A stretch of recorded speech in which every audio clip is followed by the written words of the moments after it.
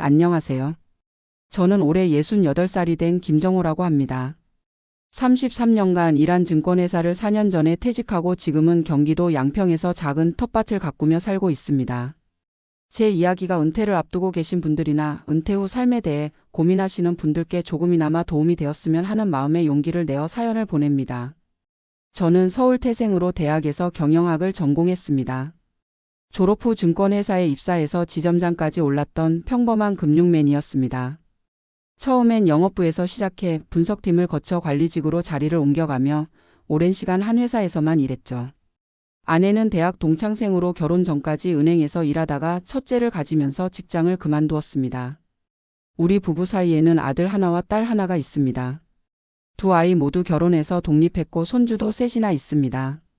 제가 4년 전 64세 나이로 회사를 퇴직할 때까지만 해도 은퇴 후의 삶에 대한 계획이 명확하지 않았습니다. 그저 서울 아파트에서 여유롭게 지내면서 가끔 여행도 다니고 친구들도 만나며 소일하겠다는 생각뿐이었죠.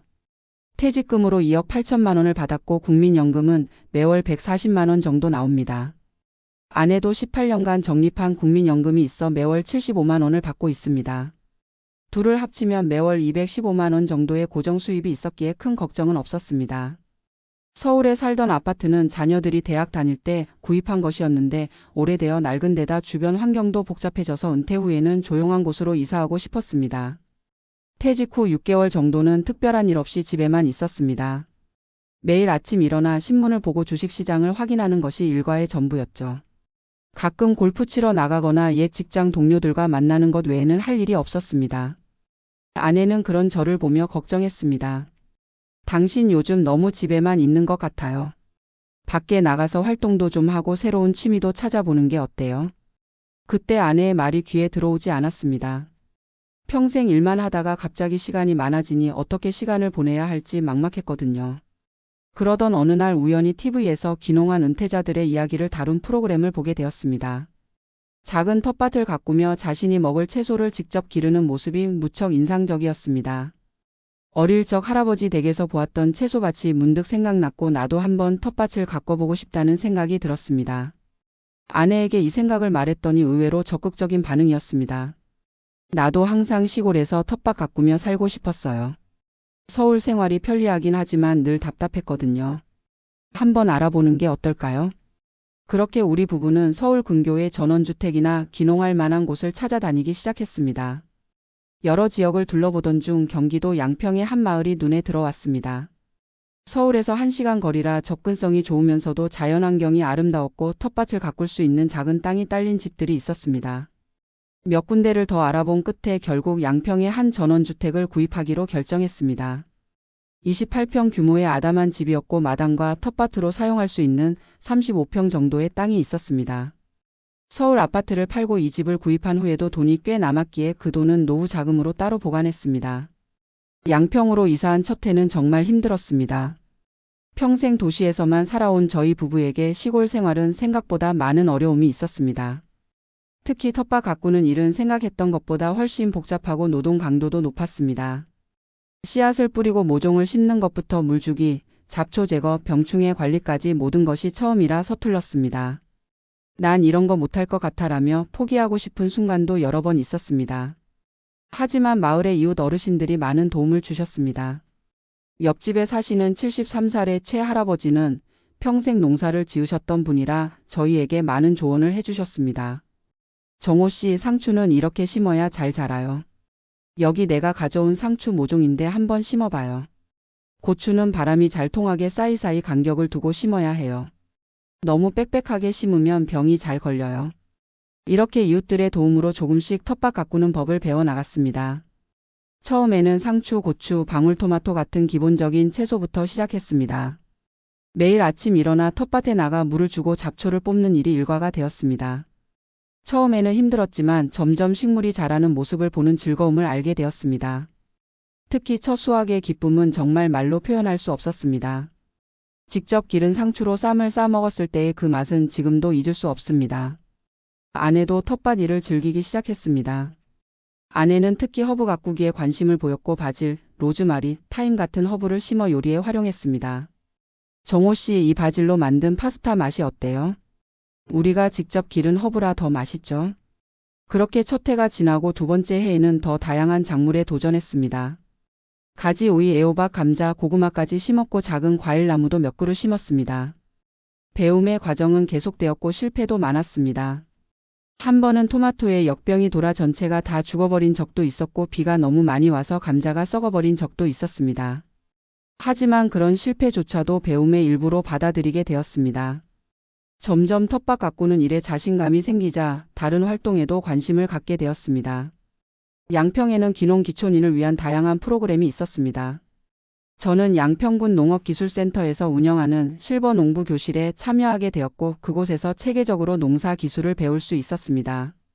또한 지역 주민들과 함께하는 작은 마을 공동체 활동에도 참여하기 시작했습니다. 한 달에 한 번씩 마을회관에 모여 각자 기른 작물을 나누고 정보를 교환하는 모임이 있었는데 이를 통해 많은 이웃과 친해질 수 있었습니다. 은퇴 후 3년이 지난 지금 저희 부부의 생활은 완전히 달라졌습니다. 매일 아침 6시에 일어나 텃밭으로 향합니다. 아침 공기를 마시며 작물들의 상태를 확인하고 필요한 작업을 합니다. 오전 내내 텃밭 일을 하고 점심 식사 후에는 책을 읽거나 동네 산책을 합니다. 오후에는 다시 텃밭으로 나가 가벼운 작업을 하거나 때로는 이웃집에 가서 함께 일을 돕기도 합니다. 주말에는 종종 서울에 사는 자녀들과 손주들이 놀러 옵니다. 손주들은 할아버지 할머니와 함께 텃밭에서 채소를 따는 것을 무척 좋아합니다. 할아버지, 이 방울토마토 따도 돼요? 응, 빨갛게 익은 것만 따렴. 어디 한번 맛보렴. 맛있지? 아이들의 즐거워하는 모습을 보는 것이 요즘 제 인생에서 가장 큰 행복입니다. 은퇴 후 경제적인 부분도 생각보다 안정적으로 유지되고 있습니다. 연금으로 매월 215만 원의 고정 수입이 있고 생활비는 생각보다 많이 들지 않습니다. 특히 식비가 크게 줄었는데 많은 채소와 과일을 직접 재배하기 때문입니다. 저희 부부의 월 생활비는 평균 150만 원 정도로 연금으로 충분히 커버가 됩니다. 남는 돈은 저축하거나 가끔 자녀들을 도와주는 데 사용합니다. 물론 어려움이 전혀 없는 것은 아닙니다. 가장 큰 문제는 의료시설과의 거리입니다. 나이가 들수록 건강 문제가 생길 수 있는데 양평에는 큰 병원이 많지 않아 종종 서울까지 나가야 할 때가 있습니다.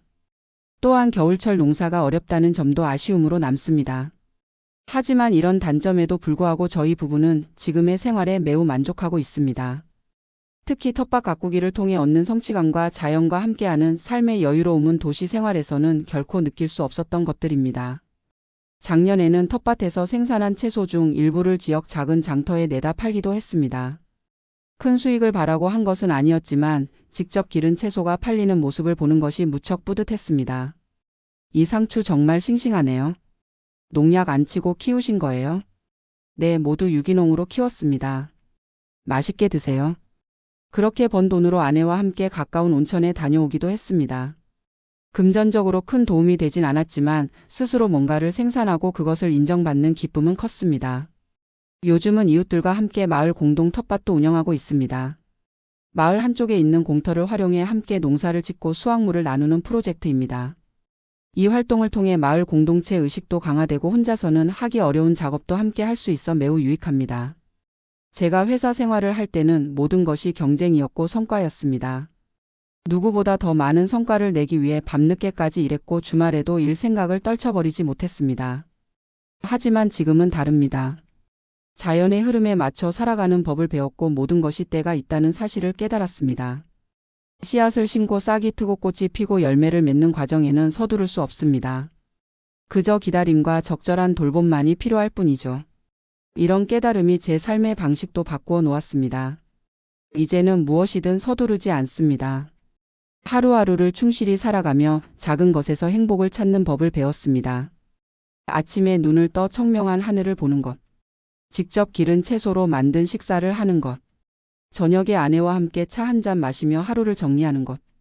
이런 소소한 일상이 지금은 가장 큰 행복입니다.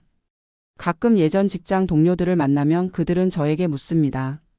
정우야, 그 시골에서 뭐하고 지내? 심심하지 않아? 처음에는 제 변화를 이해하지 못하는 그들에게 설명하기 어려웠습니다. 하지만 지금은 자신 있게 말합니다. 전혀 심심하지 않아. 오히려 시간이 부족할 정도로 할 일이 많아. 실제로 텃밭 가꾸기, 지역 공동체 활동, 취미생활 등으로 하루가 어떻게 지나가는지 모를 정도입니다. 물론 모든 은퇴자에게 이런 생활이 맞는 것은 아닐 것입니다. 어떤 분들은 도시의 편리함을 더 선호할 수도 있고 또 어떤 분들은 완전히 다른 형태의 은퇴 생활을 꿈꿀 수도 있습니다. 중요한 것은 자신에게 맞는 삶의 방식을 찾는 것이라고 생각합니다. 저는 운이 좋게도 텃밭 가꾸기라는 새로운 열정을 발견했고 그것이 제 노후 생활을 풍요롭게 만들어 주었습니다. 이런 제 경험이 은퇴를 앞둔 분들께 조금이나마 도움이 되었으면 합니다. 은퇴는 끝이 아니라 새로운 시작일 수 있습니다. 지금까지 해보지 못했던 것들에 도전해보고 새로운 가능성을 발견하는 시간이 될 수 있습니다. 저에게 텃밭이 그랬듯이 여러분께도 삶의 새로운 기쁨을 가져다 줄 열정이 있을 것입니다. 그것을 찾아내고 발전시켜 나가는 과정이 바로 행복한 노후가 아닐까 생각합니다. 올해 저희 부부는 작은 비닐하우스를 설치해서 겨울에도 일부 작물을 재배해 볼 계획입니다. 또한 내년에는 과수원도 조금 확장해서 더 다양한 과일을 키워보려고 합니다. 나이가 들수록 신체적으로 힘들어질 수 있지만 가능한 한 올해 이 텃밭을 가꾸고 싶습니다. 이것이 단순한 취미를 넘어 저희 부부의 삶의 이유가 되었기 때문입니다. 추가로 말씀드리고 싶은 것은 은퇴 후 경제적인 부분에 대한 이야기입니다. 많은 분들이 은퇴 후 수입이 줄어드는 것을 두려워합니다. 물론 그 걱정이 전혀 근거 없는 것은 아닙니다. 하지만 제 경험으로는 은퇴 후 생활 방식이 바뀌면서 지출도 자연스럽게 줄어드는 경향이 있습니다. 출퇴근 비용이나 업무 관련 지출이 없어지고 소비 패턴도 변합니다. 특히 시골에서 텃밭을 가꾸며 살면 식비가 크게 줄어들고 단순하고 소박한 생활을 하게 되면서 전반적인 소비가 감소합니다. 물론 미리 준비하는 것이 중요합니다. 저희는 다행히 젊을 때부터 국민연금에 가입했고 개인적으로도 노후를 위한 저축을 꾸준히 해왔습니다. 그렇게 모은 자금이 지금의 안정적인 생활을 가능하게 해주었습니다. 하지만 아무리 준비를 잘해도 예상치 못한 상황은 발생할 수 있습니다. 몇 년 전 제가 갑자기 척추 디스크로 수술을 받게 되었을 때 의료비가 예상보다 많이 들었습니다. 그때 미리 준비해둔 비상금이 큰 도움이 되었습니다. 노후에는 특히 건강 관련 지출이 늘어날 수 있으므로 이에 대한 대비가 필요합니다. 은퇴 후 처음 2년 동안은 텃밭 가꾸기와 새로운 환경에 적응하는 데 집중했다면 최근에는 지역사회에 더 적극적으로 참여하고 있습니다. 양평군에서 운영하는 실버 강사단에 가입하여 어린이들에게 텃밭 가꾸기를 가르치는 봉사활동도 시작했습니다. 한 달에 2번 지역 초등학교에 가서 아이들과 함께 학교 텃밭을 가꾸는 활동입니다. 선생님, 이 씨앗은 언제 싹이 나요? 한 일주일 정도 지나면 작은 싹이 올라올 거야. 그때까지 매일 물을 주고 잘 관찰해 보렴. 아이들에게 농사의 기본을 가르치고 자연의 소중함을 알려주는 일이 무척 보람찹니다. 지금 생각해보면 은퇴 직후에는 막연한 불안감이 있었습니다. 평생 일만 하다가 갑자기 시간이 많아지니 정체성의 혼란을 느끼기도 했고 사회에서 소외된 듯한 느낌도 들었습니다. 하지만 텃밭을 가꾸고 새로운 공동체에 참여하면서 그런 불안감은 점차 사라졌습니다. 새로운 삶의 목표가 생겼고 매일을 의미 있게 보낼 수 있게 되었습니다. 가끔은 건강 문제로 텃밭 일을 하지 못할 때가 있습니다. 비가 많이 오는 날에는 관절염이 심해져서 몸이 불편할 때가 있고 더운 여름날에는 체력적인 한계를 느낄 때도 있습니다. 그럴 때면 무리하지 않고 휴식을 취합니다. 젊었을 때처럼 모든 것을 완벽하게 해내려는 욕심을 버리고 내 몸과 마음이 허락하는 만큼만 하는 법을 배웠습니다. 이것도 은퇴 후 깨달은 중요한 지혜 중 하나입니다. 퇴직 직후에는 밀린 여행도 많이 다녔습니다. 아내와 함께 일본, 유럽 등을 다녀왔고 국내 여행도 여러 곳 다녀왔습니다. 그런데 재미있는 것은 여행을 많이 다닌 후에는 오히려 집과 텃밭이 더 그리워졌다는 점입니다. 이제는 장기간 집을 비우는 여행보다는 일이 고비간 텃밭을 관리하면서 가끔 근교로 당일 여행을 다니는 것을 더 선호합니다. 제 인생에서 가장 행복한 시간은 아마도 지금이 아닐까 합니다. 젊은 시절에는 끊임없이 무언가를 성취하기 위해 달렸고 중년에는 자녀 교육과 미래에 대한 불안으로 마음이 편치 않았습니다. 하지만 지금은 달성해야 할 목표도 증명해야 할 것도 없습니다. 그저 하루하루를 충실히 살아가며 자연과 함께하는 평화로운 시간을 즐기고 있습니다. 은퇴 후 삶은 단순한 휴식이 아니라 새로운 도전과 배움의 시간이 될 수 있습니다. 저는 텃밭을 통해 끊임없이 새로운 것을 배우고 있고 그 과정에서 큰 기쁨을 느끼고 있습니다. 여러분도 은퇴 후에는 새로운 열정을 찾아보셨으면 합니다. 그것이 텃밭 가꾸기든 여행이든 봉사활동이든 무엇이든 좋습니다. 중요한 것은 자신이 진정으로 즐길 수 있고 의미를 찾을 수 있는 활동을 발견하는 것입니다. 저는 앞으로도 건강이 허락하는 한 이 텃밭을 가꾸며 소박하지만 충실한 삶을 이어나갈 계획입니다. 계절의 변화에 맞춰 씨를 뿌리고 수확하는 자연의 순환 속에서 제 인생의 마지막 계절도 풍요롭게 보내고 싶습니다. 말씀드린 것처럼 은퇴는 끝이 아니라 새로운 시작입니다. 저에게 텃밭이 새로운 인생의 기쁨을 가져다 주었듯이 여러분께도 제2의 인생을 풍요롭게 해줄 무언가가 있을 것입니다. 그것을 찾아 도전하는 용기를 가지시길 바랍니다. 긴 이야기 들어주셔서 감사합니다.